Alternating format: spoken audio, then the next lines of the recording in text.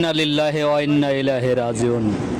যেভাবে কুষ্টিয়া আমিরের মৃত্যু হলো, ভিডিওটি দেখতে থাকুন। মানুষের শ্রদ্ধার পাত্র ছিল, অত্যন্ত প্রিয় পাত্র ছিল। আর ওয়াজ মাহফিল নেওয়ার জন্য বছরের পরে বছর লাইন দিয়ে ডেট পাওয়ার চেষ্টা করতো, ঠিক না বেঠিক? সংগ্রামী ভাইরা, কিন্তু দুর্ভাগ্যজনক জাতির বাংলাদেশ জামাত ইসলামী যখন আমির হামজাকে কুষ্টিয়া সদর আসনে এমপি প্রার্থী ঘোষণা করলো, সেই দিন থেকে এই চিত্র পরিবর্তন হয়ে গেল। একটি মহল আমির হামজার পিছনে লাগলো, একটি মহল আমির হামজার বিরোধিতা শুরু করে দিল।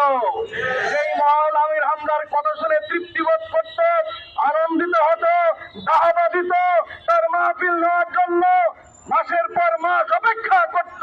সেই লোকগুলোই আমির হামজার বিরোধিতা শুরু করে দিল। সংগ্রামী সাথী ও বন্ধুগণের কারণ কি আমাদের কাছে পরিষ্কার। কেবলমাত্র রাজনৈতিক কারণেই, আদর্শিক কারণেই আমির হামজার পিছনে লাগা হয়েছে। সম্মানিত সাথী ও বন্ধুগণ, শুধু এখানেই শেষ নয়, সর্বশেষ মুফতি আমির হামজা এদেশের প্রায় সকল জেলা উপজেলায় হাজারো প্রোগ্রাম করেন। এই প্রোগ্রাম করতে যে মানুষ হিসাবে দু একটি ভুল হয়ে যেতেই পারে, এটি অস্বাভাবিক নয়।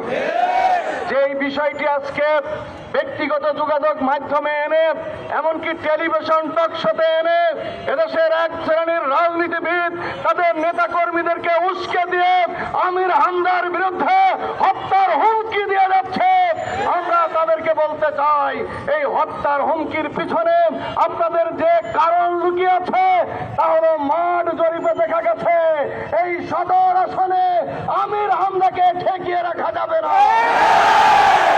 তাই সেই পরাজয়ের অপমান সহ্য করতে পারবেন না বলেই আগে থেকেই আমির হামজার বিরুদ্ধে নানা ধরনের ষড়যন্ত্র আপনারা শুরু করেছেন।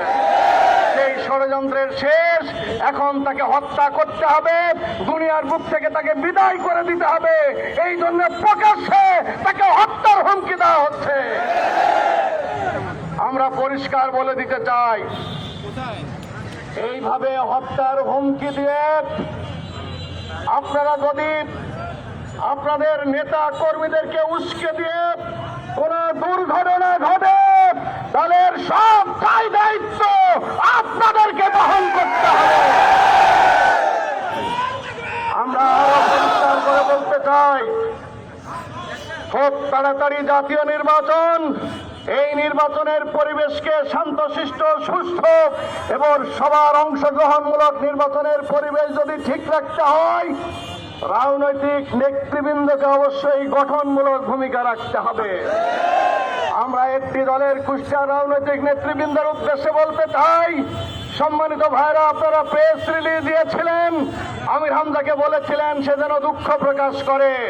আপনাদের প্রেস রিলিজের পরে যদিও 3 বছর আগেই আমির হামজা এই কথা বলার জন্য দুঃখ প্রকাশ করেছিলেন, তারপরও আপনাদের অনুরোধে তিনি আবার দুঃখ প্রকাশ করেছেন। তারপরেও কেন মাঠে এনে মহিলাদেরকে ভাড়া করে এনে আমির হামজার বিরুদ্ধে মিছিল করাতে হবে? কেন টাকা পয়সা দিয়ে এনে লোক ভাড়া করে আমির হামজার বিরুদ্ধে মিছিল করাতে হবে? আমরা জিজ্ঞাসা করতে চাই। তাহলে কি আপনার রাজনৈতিক ময়দানকে উত্তপ্ত করতে চান? এই ভোটের মাঠকে কি আপনারা উত্তপ্ত করে ফায়দা হাসিল করতে চান? আপনাদের সে গুড়ে বালি মানুষ তা হতে দেবে না। কুষ্টিয়ার জনগণ আপনাদের আশা পূরণ হতে দেবে না ইনশাআল্লাহ।